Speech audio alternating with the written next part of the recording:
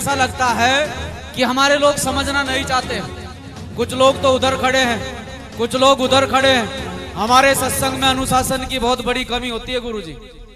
ये हमने सुक्कड़ताल में भी देखा है और ये हम इस छोटे से पंडाल में जो ये सुंदर सा सत्संग लगाया गया है, हम इसमें भी देख रहे हैं कि हमारे लोग लगातार उठते रहते हैं, बैठते रहते हैं। और अगर किसी और के सत्संग में जाते हैं तो वहां रात रात भर तालियां भी बजाते हैं। अभी मिला है सबक लोगों को, हाथरस में सैकड़ों से ऊपर लोग मरे हैं, लेकिन फिर भी हमारे लोग जो हैं दूसरों की सेवाओं में व्यस्त हैं, अपने लोगों की सुनना नहीं चाहते। खैर कोई बात नहीं। यहाँ केलनपुर के समस्त वो साथी जिन्होंने मुझे इस सत्संग में बुलाकर बड़ा मान सम्मान दिया, इस सत्संग को पिछले वर्ष की भांति इस वर्ष भी बड़े सुंदर तरीके से इस सत्संग को यहाँ पर सजाया है। आप तमाम साथियों का मैं बहुत बहुत धन्यवाद करता हूँ, बहुत बहुत आभार व्यक्त करता हूँ कि आप तमाम साथियों ने मुझे यहाँ पर बुलाया। देखिए साथियों, ये जो मंच उधर सजा है और इस मंच पर जो लोग बैठे हैं, मेरी औकात नहीं है कि मैं उनके बारे में कुछ कहूं या उनकी बराबर में बैठूं। उन लोगों ने अपना पूरा जीवन आप लोगों के लिए समर्पित किया है। ये लोग हमारे समाज से ना होकर अगर किसी और समाज से होते तो आज स्थिति कुछ और होती।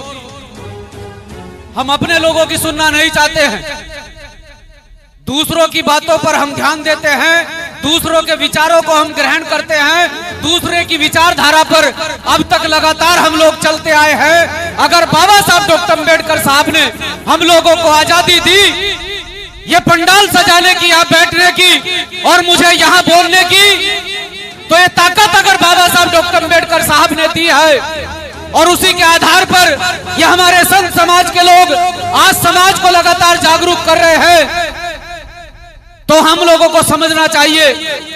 नहीं तो वो भी समय था कि हमारे संत समाज के लोग अगर समाज को समझाने की कोशिश करते थे, समाज को कुछ बताने की कोशिश करते थे, इतिहास उठाकर देखो, संत शिरोमणि सद्गुरु रविदास जी महाराज जी का इतिहास उठाकर देखो कि किस प्रकार से मनवादी विचारधारा के लोगों ने उनके सामने परेशानियां खड़ी की। उन्हें समाज में किसी भी प्रकार से काम नहीं करने दिया गया, लेकिन बाबा साहब डॉक्टर अम्बेडकर साहब ने व्यवस्था को परिवर्तित किया और आज हम स्वतंत्र रूप से खड़े होकर अपने समाज को समझाते हैं, अपने समाज को बताते हैं। हमारे संत समाज के लोग गुरु महाराज जी का प्रचार, उनके विचारों का प्रचार आप लोगों के बीच में करते हैं।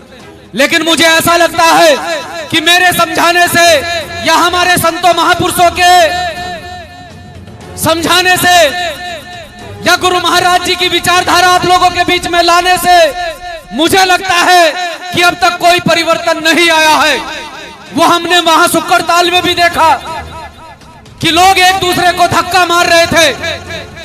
भीड़ औरों के सत्संग में भी होती है, पब्लिक वहां भी जमा होती है, लेकिन उनका एक सिस्टम होता है, उनके यहाँ एक अनुशासन होता है। हमारे यहाँ क्या होता है? हमारे यहाँ एक दूसरे के साथ में धक्का मुक्की होती है। इस पंडाल में अगर आप हजारों की संख्या में लोग इकट्ठे करें और वो हजारों की संख्या में खड़े लोग अपनी अपनी जिम्मेदारी को समझे, तो मुझे लगता है कि यहाँ किसी भी प्रकार की भगदड़ नहीं होने वाली। लेकिन हम खुद को तो व्यवस्थित नहीं करते हैं, हम लगे रहते हैं दूसरे को व्यवस्थित करने में। तो इसलिए मैं थोड़ा सा आपको बताना चाहता हूं, थोड़ा सा समझाना चाहता हूं कि अपने आप में परिवर्तन करो।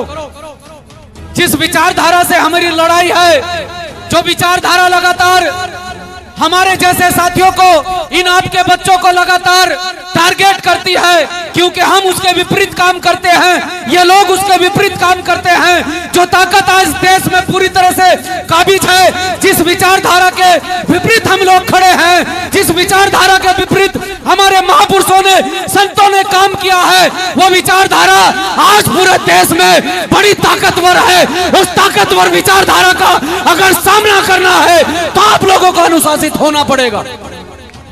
अगर आप लोग अनुशासित नहीं होंगे, आप लोग सभ्य नहीं होंगे, आप लोग अपने आप में परिवर्तन नहीं करेंगे तो सत्संग लगाने का कोई फायदा नहीं है। इसलिए आप लोगों को समझना चाहिए। अभी हाथरस की घटना आप लोगों को मैंने बताई, उसमें मरने वालों की संख्या सैकड़ों से ऊपर है और जाते कहां हैं? भोले बाबा के दर्शन करने के लिए।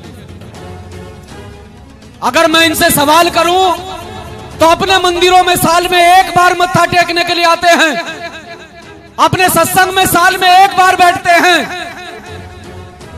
और वहां पाखंडियों के यहां जाकर जिन्हें यह नहीं पता कि अब तुम्हारे पंडाल के अंदर होने वाला क्या है, तुम्हारे यहाँ किस प्रकार की घटना घटने वाली है, आप उनसे उम्मीद लगाए बैठे हैं कि ये मेरा सहारा है और ये मेरे दुखों का निवारण करेगा। आपके दुखों का निवारण कोई करने वाला नहीं है। आपको समझा सकता है, आपको रास्ता दिखा सकता है। अगर आपको अपनी बेड़ियां काटनी है, आपको अपने दुखों का निवारण करना है, तो आपको खुद को मजबूत करना पड़ेगा। क्योंकि मैंने देखा है अधिकतर लोग वही टूटते हैं जिनकी आर्थिक स्थिति कमजोर होती है, जो कहीं ना कहीं कमजोर होते हैं। अगर इस कमजोरी को दूर करना है तो बाबा साहब डॉक्टर अम्बेडकर साहब ने आपको एक मूल मंत्र दिया है कि इस समाज को पहले शिक्षित करो, फिर इस समाज को संगठित करो, फिर इस समाज के माध्यम से तुम लोग संघर्ष करो। लेकिन यह समाज समझने के लिए तैयार नहीं है। मैं अगर यहां खड़ा होकर बोल रहा हूं तो मैं शिक्षा के दम पर, बाबा साहब के दिए गए मूल मंत्र के दम पर यहां खड़ा होकर बोल रहा हूं। आज एक साथी से मेरी बात चल रही थी, तो वो साथी किसी और कास्ट का था, और आपको पता है कि हमें लोग किस नजरों से देखते हैं। तो दो लोग आपस में बात कर रहे थे और मैं वहां बैठा था। उसने मुझे आकर कहा कि आप मुझे जाने पहचाने से लग रहे हैं। मैंने कहा बताइए। उसने कहा मैंने आपको मोबाइल पर देखा, कहीं आप महक सिंह तो नहीं? मैंने कहा महक सिंह ही हूं। कि भाई आपको मरने का डर नहीं लगता है? मैंने कहा भाई सवाल क्या है? कि मैं यही पूछना चाहता हूं कि मरने का डर नहीं लगता है। मैंने कहा मेरे महापुरुषों ने इतना संघर्ष किया है, इतना बलिदान इस समाज के प्रति दिया है, जो समाज आज खुद मरने की कगार पर खड़ा हो तो मुझे किसी भी प्रकार का भय, किसी भी प्रकार का डर नहीं है। उसका सीधा सवाल यह था कि मैं जब भी मोबाइल पर देखता हूं तो भाई चंद्रशेखर आजाद ने ऐसे ऐसे साथी पैदा कर दिए हैं कि शासन प्रशासन की आंखों में आंखें डालकर बात करते हैं। तो मैंने सिर्फ उसे यही कहा कि अगर हमारे समाज को आप लोग ऐसा ही देखना चाहते हैं तो मैं गुरु महाराज जी से आज सत्संग में अरदास करूंगा कि मुझे अगर अगला जन्म मिले और आपकी अरदास कबूल हो तो मुझे इंसान नहीं जानवर बनाए। क्योंकि जब तक मैं इंसान हूं और जब तक मैं इस समाज के बीच में खड़ा हूं, किसी भी प्रकार से डर कर कोई कार्य नहीं किया जाएगा, नहीं किया जाएगा।